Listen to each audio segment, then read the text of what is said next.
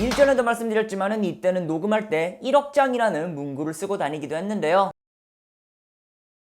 한 시대를 풍미한 옛날 뮤지션을 알아보는 시간 복권입니다. 지난번 빌리진의 비하인드 영상이 큰 인기를 얻어서 이어지는 영상을 곧장 제작해보려 했어요. 마이클 잭슨은 앨범 스릴러를 냈고 문워크로 전설이 되었잖아요. 제가 3년 전에 만든 스릴러 앨범 비하인드 영상을 보시면 그때 포인트는 세계 최강의 앨범을 만들겠다 였죠. 그렇다면 그 다음 앨범은 세계 최강의 앨범을 만들고 부담감에 미쳐있으면 어떤 앨범이 나올까 라는 거예요. 오늘은 스릴러의 후속작 앨범 배드의 비하인드 스토리를 한번 다뤄보려고 합니다. 이 앨범에도 우리가 이름만 들으면 아는 명곡들이 산재한데요.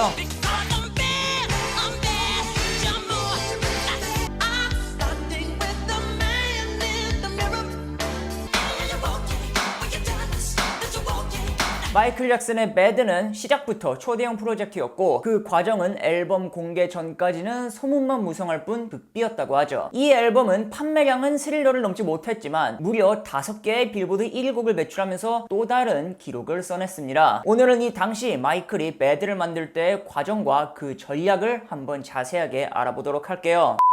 언제나 영상 제작에 큰 도움 주시는 서프샤크, 오늘도 소개드리겠습니다. 서프샤크 VPN 항상 홍보를 해왔지만 중요한 거는 이게 왜 필요하냐는 거죠. 서프샤크는 클릭 한 번으로 나의 IP 주소를 마음껏 바꿔주는데요. 예를 들어 나는 지금 한국에서 인터넷을 하는 신분이지만 클릭 한 번이면은 내가 원하는 국가로 바꿀 수 있다는 거예요. 특정 국가에 접속을 막아둔 유튜브 영상이나 OTT도 그렇고 무언가를 구매할 때도 이게 국가에 따라 결제 금액이 다른 경우가 있습니다. 그럴 때 서프샤크를 쓰면은 더 싸게 원하는 서비스를 이용할 수가 있죠. 또 개인적으로는 서프샤크의 개인정보 보호 기능도 굉장히 유용하게 쓰고 있는데요. 이메일 주소를 비롯해서 내 신분 자체를 가상으로 만들어서 스팸과 정보 유출의 가능성을 최소화하는 기능이에요. 한두 번 쓰고만 웹사이트에 제 정보를 줄 순 없잖아요. 저는 그럴 때 이거를 많이 씁니다. surfshark.com/복구맨 링크를 한번 사용해보세요. 그 링크를 통해 가입하시면 서프샤크를 추가로 4개월 더 이용하실 수 있어요. 30일 이내에는 환불도 무료니까 동영상 설명란과 고정 댓글을 통해 더 많은 정보를 한번 확인해보세요. 마이클의 전작 스릴러는 아시겠지만 세계에서 가장 많이 팔린 앨범, 이거는 기록에 따라 다르지만 전 세계적으로 6천만 장에서 1억 장까지 표기가 되고 있는데요. 다 아시겠지만 모르는 분들을 위해 딱 한 번만 더 보도록 하죠. 스릴러의 대표곡은 이런 곡들이었고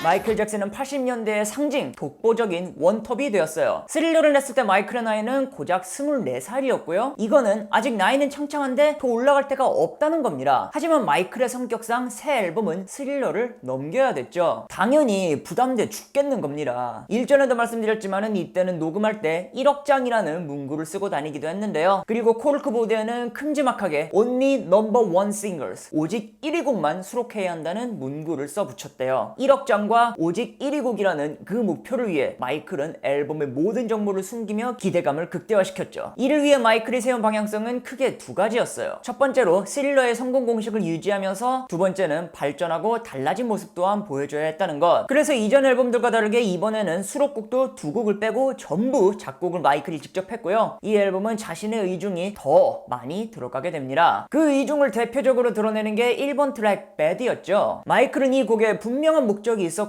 또 대중의 기대에 걸맞는 원대한 계획도 세워두고 있었어요. 앨범 전체를 훑기 전에 이 곡만 먼저 따로 빼서 봅시다. 이 곡이 그때 마이클이 추구했던 이미지를 가장 대놓고 보여준 곡이라서 제가 먼저 소개드리는데요.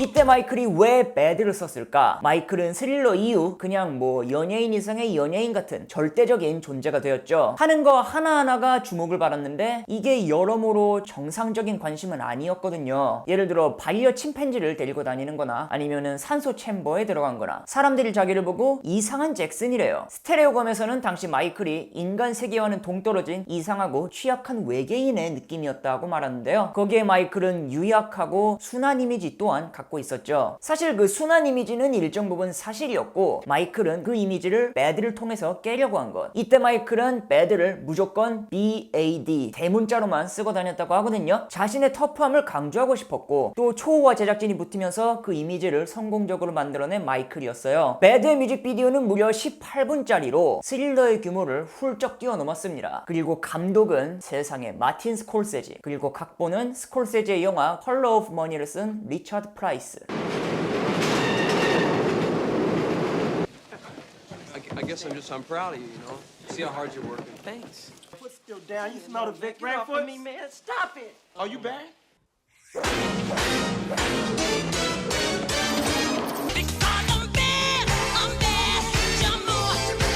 이렇듯 마이클은 앨범의 전곡에 공을 들였고요. 또 나머지 곡들도 다양성과 밸런스를 고려해서 정말 신중하게 선택했어요. 원래 마이클이 이 앨범을 위해 쓴 곡은 총 60곡이고 그중 30곡 정도를 녹음했다고도 하죠. 하지만 그거를 거르고 걸러서 11곡으로 추렸고 보시면 아시겠지만은 여기엔 우리가 생각하는 팝송도 있고 또 발라드도 있었고요. 그리고 락으로 분류되는 곡도 있었어요. 문제는 이 곡들을 어떻게 전부 차트 1위로 올리느냐였는데, 자, 마이클은 이 앨범을 앞두고 엄청나게 원대한 계획을 세웠다고 제가 말씀을 드렸었죠. 그런데 이번에는 그 상황이 조금 달라지면서 마이클이 변수를 마주하거든요. 마이클은 첫 번째 계획부터 이게 기대대로 안 풀렸는데 그거는 바로 콜라보레이션이었어요. 스릴러를 냈을 때 마이클은 폴 맥카트니와의 듀엣을 첫 번째 싱글로 내면서 확실한 기선제압에 들어간 바 있었습니다. 그때 마이클은 어차피 다른 곡을 먼저 내봤자 사람들이 다 이 곡 얘기만 할 거라서 이거를 먼저 낼 수밖에 없었다고 말했거든요. I don't understand the way you think. The doggone girl is mine. 마이클은 배드 앨범에서도 몇 가지 듀엣을 계획했는데 원래 그 정점은 프린스와의 듀엣이었어요. 방금 틀어드린 배드가 원래 프린스랑 불러야 할 곡이었고 이 곡을 쓴 것도 프린스랑 같이 부를 거를 염두에서 쓴 것이었죠. 이게 어떤 식으로 돌아갈 예정이었냐 하면은 Your word is mine. Okay, you're right.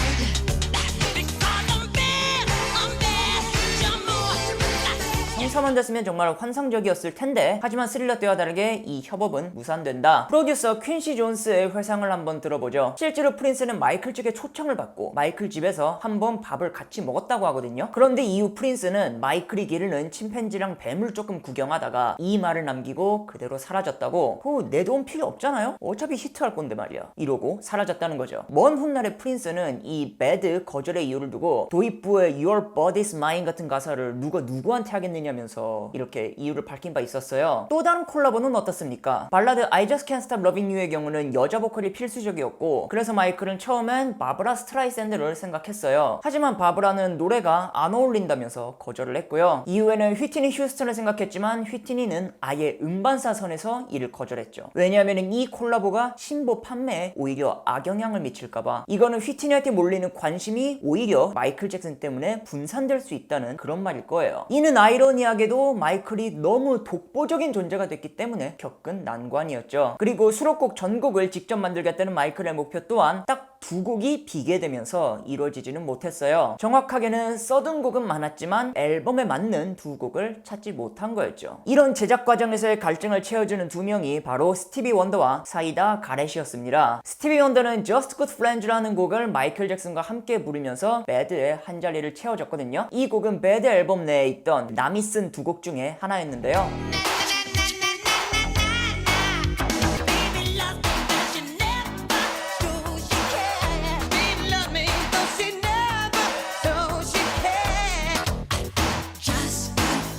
마이클은 제3자로부터 받은 이 곡을 두고 혼자 부르는 거를 염두에 두고 받은 곡이었다고 했어요. 하지만 스티비 원더와 이걸 부르면 좋을 것 같다 생각해서 연락을 취했고 스티비가 이걸 함께 해주면서 결국 배드에서도 듀엣 하나가 완성이 된 거죠. 이 곡은 싱글 커트되진 않았지만은 제가 자주 듣는 곡 중 하나예요. 그리고 마이클 잭슨이 쓰지 않은 나머지 한 곡은 정말 배드 앨범을 완벽하게 채워준 곡이었거든요. 이거는 사이다 가렛이라는 마이클 잭슨 덕후가 마이클을 위한 곡을 쓰게 해주세요 라고 신께 기도하고 공동 작곡가와 함께 만든 곡 Man in the Mirror였어요.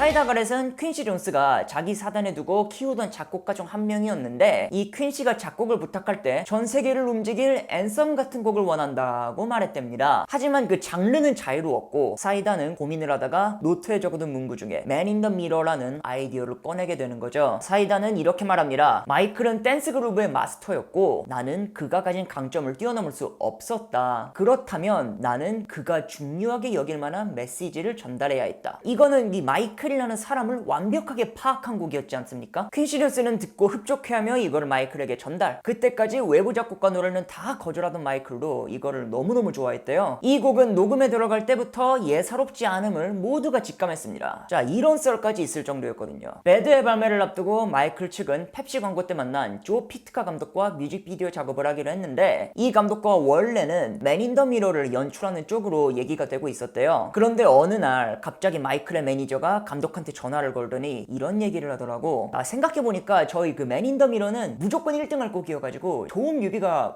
필요가 없거든요. 그냥 이거는 적당히만 해도 되는 곡이니까 다른 곡 뮤비 만듭시다 라고요. 그래서 조는 맨 인 더 미러 대신 The Way You Made Me Feel의 뮤직비디오를 맡게 된다는 이야기. 그만큼 이거는 자신이 있었던 곡이라는 거예요. 실제로 맨 인 더 미러의 뮤직비디오는 사회적 사건들을 연결시켜서 대중에게 메시지를 던졌지만 마이클 잭슨은 나오지 않았죠. For once in my life, I'm starting with the man in the mirror.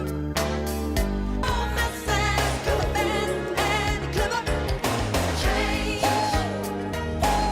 Na, na, na, na, na. 이 뮤비를 다 만들고 공개 전에 마이클한테 보여주니까 마이클이 울었대요. 볼 때마다 울 것 같아서 다시는 보고 싶지 않다라는 말을 했을 정도였다는데 이거는 그만큼 마이클 잭슨에게 의미가 컸던 곡. 또 곡을 만든 사이다에겐 어떻습니까? 자신이 쓴 곡 맨 인 더 미러에서 백보컬까지 해준 사이다 가렛은 이때 눈도장을 찍으면서 기어있던 마이클 잭슨의 듀엣 슬로까지 차지했어요. 이거는 바브라와 휘트니가 거절한 바로 그 노래 I Just Can't Stop Loving You 였죠. 이거를 듀엣 불렀을 때 뒷이야기를 조금만 들어봅시다. 어느 날 퀸시 존스가 자기한테 막 이 곡을 들려주면서 어떻냐 하고 물어보더래요. 그래서 아무 생각 없이 좋아요 막 이랬는데 퀸시가 가서 노래 한번 불러보라 그랬다고. 그래서 그때까지도 자기가 이걸 부르는 줄 몰랐다가 녹음실에 들어가서야 마이클과 자신의 이름이 번갈아 쓰여진 마이클을 발견하는 거예요. 사람 정말 미치는 순간이죠. 그렇게 사이다 가렛은 세상에서 제일 성공한 마이클 잭슨 덕후가 된다는 이야기고요. I hear your voice now. You are my choice now. I just can't stop loving you. I just can't stop loving you. 이렇게 마이클은 강약 조절을 거듭하면서 차트 1위 할 곡들을 하나씩 채워갔어요. 보시면 아시겠지만은 여기에는 가수 그 너머를 꿈꿨던 마이클의 이야기도 조금씩 들어가 있는 거를 알 수 있는데 이미 가수로서는 마이클한텐 이것보다 위가 없기 때문이었죠. 스릴러 이후의 음악들에서는 사회적인 메시지가 조금씩 들어가지 않았습니까? We Are The World가 대표적이고 또 이 앨범에서도 그랬는데요. 처음에 소개드린 배드의 뮤직비디오는 명문 사립학교를 다니다가 경찰의 총 때문에 목숨을 잃은 할렘가 학생 에드먼드 페리의 실제 이야기에서 영감을 얻었다고도 해요. 또 맨 인 더 미러의 뮤직비디오도 말할 것도 없이 현실의 사건들을 다뤘는데 그렇다면 우리는 궁금한 거죠. 제일 미스터리한 노래 수록곡 스무스 크리미널은 과연 무슨 의미일까?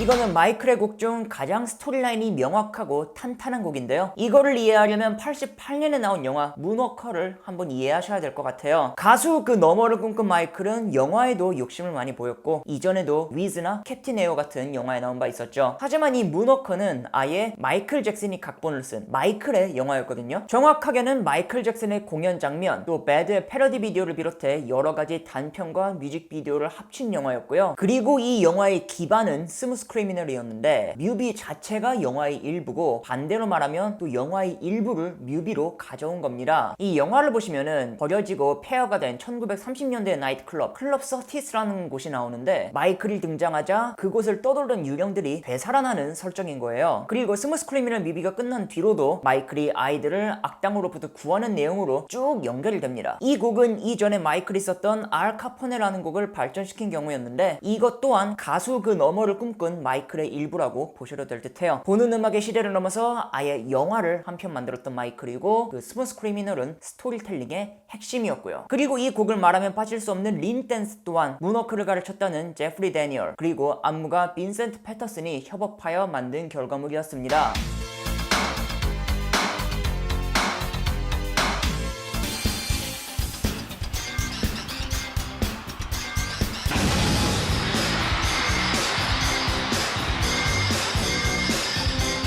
스무스 크리미널은 마이클 잭슨의 열망을 보여주는 또 다른 곡으로 남았죠. 거기에 앨범의 다른 수록곡으론 그루피를 저격하는 락 음악 더리 다이아나도 있었고요. 여기에 나중에 CD판부터 추가된 언론들에게 나 좀 내버려두라 하고 절규하는 Leave Me Alone 이란 곡도 있었어요.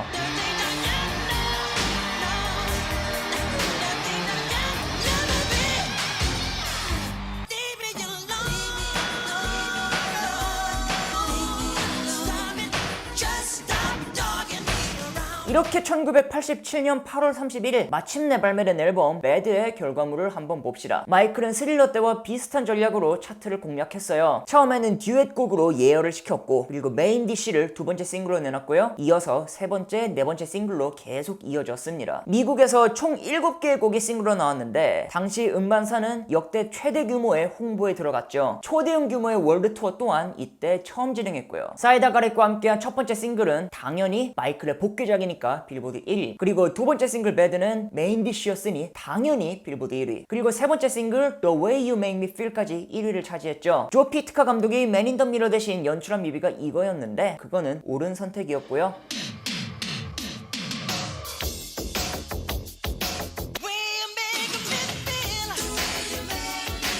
이게 끝이 아니었습니다. 이어서 나오는 네 번째 싱글 Man in the Mirror도 당연히 감동을 안겨주며 1위, 이어서 나오는 Dirty Diana까지 1위를 하면서 마이클은 앨범 발매 이후 11개월에 걸쳐 총 5개의 1위 곡을 배출했어요. 7번째 싱글로 나온 스무스 크리미널은 의외로 최고 순위 7위에 그쳤지만 시간이 지나도 계속 사랑받으면서 지금은 마이클 잭슨의 최고곡 중 하나로 꼽히죠. 이거는 그 당시에 전례 없었던 무려 5개의 빌보드 1위 곡을 배출한 최초의 앨범. 마이클은 80년대 후반에도 그 명성을 지키면서 세계 최고의 자리를 유지했어요. 모든 싱글의 빌보드 1위, 그리고 1억 장 판매라는 목표는 이루지 못했지만 저는 그렇게 생각합니다. 불가능한 목표를 세워야 내가 세울 수 있는 최고점에 도달할 수 있는 거라고. 배드는 세계 최고의 앨범을 낸 마이클이 낼 수 있는 최고의 후속 앨범이었고 그 누구도 배드가 스릴러의 후속작 치고 실망스럽다라는 말을 하지 않죠. 이후로 마이클 잭슨은 퀸시 존스와 헤어지고 90년대부터는 새로운 도전을 시작해요. 마이클 잭슨의 배드 제작 뒷이야기를 알아봤습니다. 소개 부탁하고 싶은 뮤지션 있으시면 언제든 말씀해 주시고요. 좋아요와 구독 그리고 알림 설정은 정말 감사하게 받도록 하겠습니다. 슈퍼맨, 배트맨, 아이언맨 앤 복고맨 렛츠고.